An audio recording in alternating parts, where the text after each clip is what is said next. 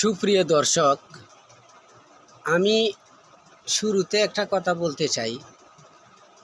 বিশেষ ব্যাপারে আমরা প্রবাসীরা যারা বিদেশ করছি এবং বিদেশে আছি, বিদেশ থেকে ফেরত আসছি, তাদের উদ্দেশ্য করে কথা বলতে চাই।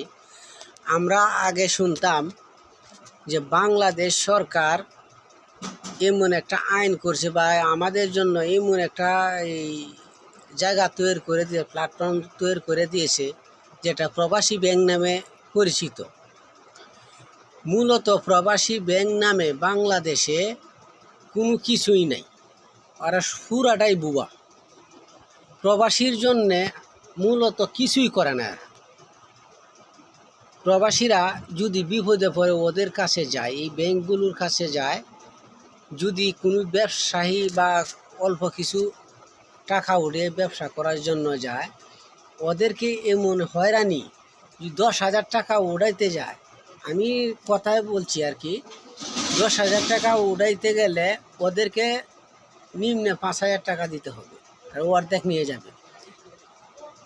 গতকাল আমাকে এক লোকে বলছে যে আমি টাকার জন্য গেছি প্রবাসী ব্যাংকে, যে আমার বিদেশের সব কিছু হয়ে গেছে, এই পাসপোর্ট এবং ভিসার ফটোকপি মেইন পাওয়ার সহ নিয়ে জমা দিছে। দেওয়ার পরে বলছে যে আপনার লোন তো হবে না, এই আপনার টেট লাইসেন্স লাগবে, এরপরে সরকারি চাকরিজীবীর গ্র্যান্টেড লাগবে। এইসব অজুহাত দিয়ে বিভ্রান্ত করে। যদি আবার তাকে জিজ্ঞাসা করলাম, শুনেন, এর ভিতরে কি আপনার কিছু আছে, আপনার কিছু চাইছে যে হয়ে যাবে এরকম কিছু?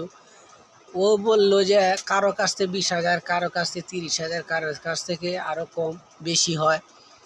যে দেখেন, এই 2 লাখ টাকা প্রবাসী ব্যাংকে দিয়ে কাউকে দেয়, যদিও দেয় 30,000 টাকা, যদি এই 2 লাখ টাকা থেকে 30,000 টাকা তারা দিয়ে আসতে হয়। সরকার কি বলছে, প্রবাসীর কাছ থেকে এই 2 লাখ টাকা থেকে 30,000 টাকা ওরা রেখে দেওয়ার জন্য বা ওদেরকে ঘুষ দেওয়ার জন্য। বাংলাদেশে এখন বর্তমানে এরকম চলছে, মূলত প্রবাসী ব্যাংক বলতে কোনো কিছুই নাই। ওরা প্রবাসীরা 2টা টাকা দেয় না, ওরা দেয় শুধু এই বড় বড় নেতা ফেতা, এরকম অনেক বড় যারা আছে ওদেরকে দেয়, মূলত প্রবাসীর জন্য। আমি নিজেই একজন নির্যাতিত, আমি কোনো